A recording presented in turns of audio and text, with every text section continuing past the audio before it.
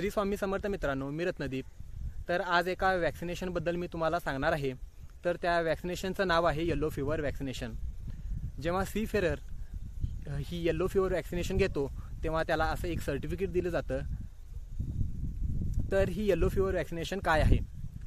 तर yellow fever हा एक आजार आहे जो आफ्रिका आणि साऊथ अमेरिका या देशांमध्ये आढळतो.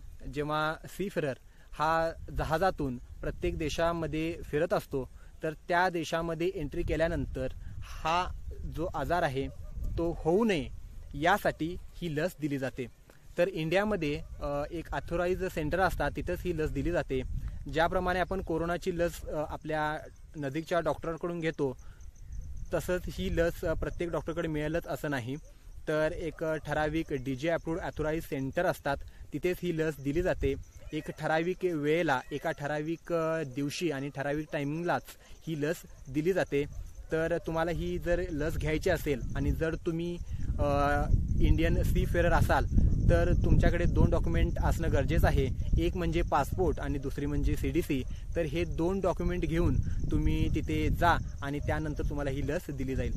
तर ह्याची व्हॅलिडिटी असते लाईफ टाईम, म्हणजे तुम्ही एकदा ही लस घेतला की नाही विषय संपला.